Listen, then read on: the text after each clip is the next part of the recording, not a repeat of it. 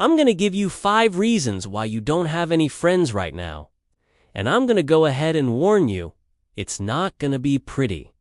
But if you actually make it to the end of this video without skipping away, I'll actually give you a bonus reason at the end. So let's just get straight into it. Starting off with No. 5. You always need to be right. There was this study that found that people who are more disagreeable, meaning they like to argue, and be right and kind of stir the pot within a group setting, they end up having less friends. This is because when you're arguing all the time or trying to be right all the time, what you're really doing is you're coming across as unlikable, and then therefore people don't want to be around you. The researchers pegged this as something called the truth bias. The truth bias is where people assume that their opinion is probably correct, but then will only accept evidence that supports their original belief. On top of that, they also tend to ignore any contradicting evidence. So if you're someone who always needs to be right and always has a contrary opinion, what you're really doing is you showing everyone else in the room that you just simply not open-minded. And therefore, people don't want to be around you. Moving on to No. 4. You judge others too quickly. If you judge other people too quickly, then you're going to come across as judgmental and close-minded. And again, nobody wants to be around somebody who's judgmental and close-minded. This is similar to the idea of the truth bias we talked about earlier, except this one goes a little bit deeper. Researchers peg this as something called motivated reasoning. What this means is that we often process information in a way that lets us maintain our beliefs even if those beliefs are completely wrong. For example, if you meet someone who loves country music and you immediately think, "Oh, they must be uneducated, uncultured rubes," then you're going to come across as judgmental and close-minded. And that's because your mind is already jumping to conclusions before you actually have enough information to make a fair judgment. In fact, a study from Princeton University found that our brains basically make snap judgments about other people in 250 milliseconds or less. That's a quarter of a second, basically. What this means is that we make these first impressions so fast that we don't even have time to rationally process whether or not our snap impression is actually accurate. Instead, we go off of heuristics, which is basically decision-making shortcuts that are based on our past experiences and stereotypes. So if you're someone who judges others too quickly, chances are you're coming across as judgmental and close-minded. And nobody likes being around somebody who judges them too quickly. No. 3. You think you're better than everyone else. According to clinical psychologist Dr. Marissa Pomerantz,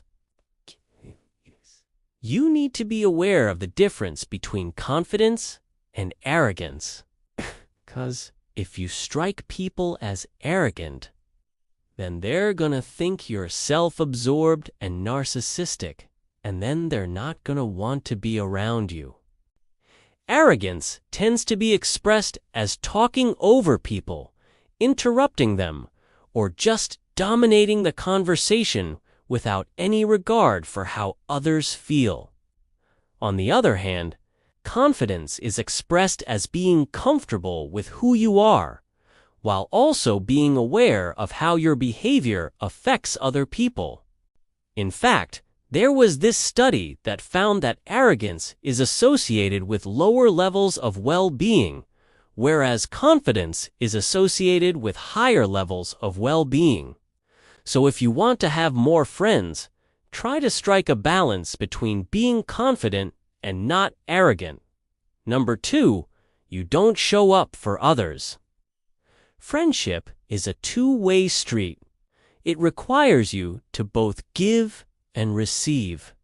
And according to relationship expert Dr. Elizabeth Dorrance Hall, not showing up for your friends is a surefire way to drive a wedge between you and your relationships.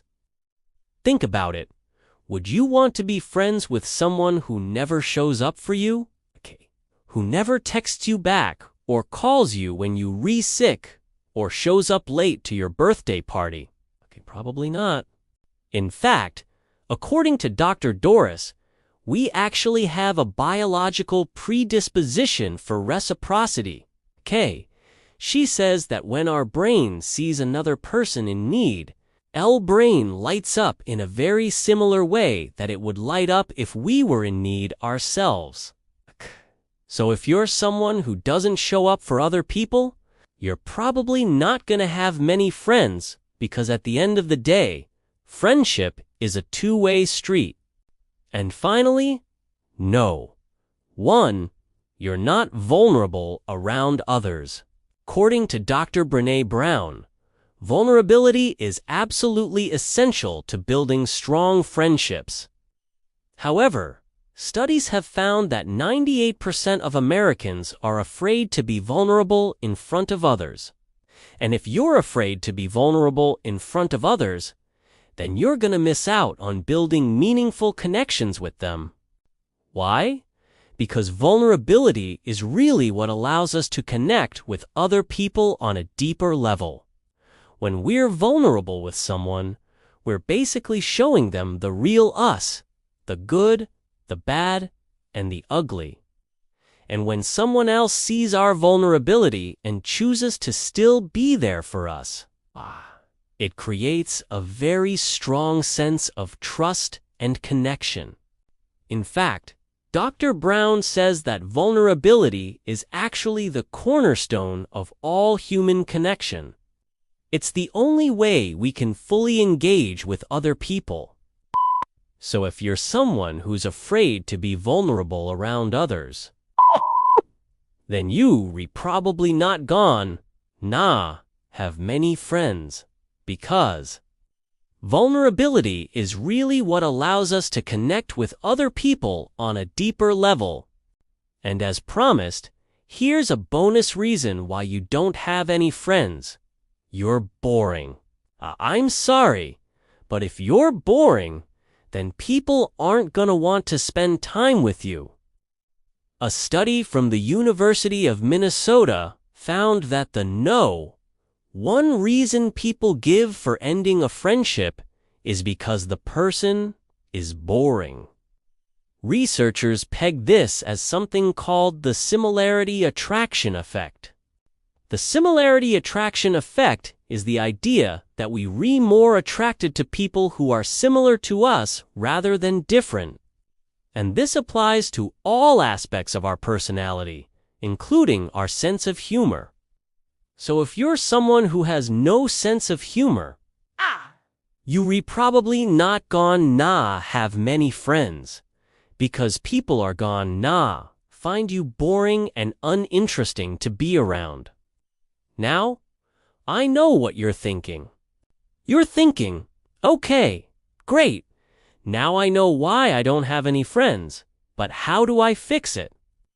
Well, for that advice, you're gonna want to check out my video on how to make friends. Thanks for watching.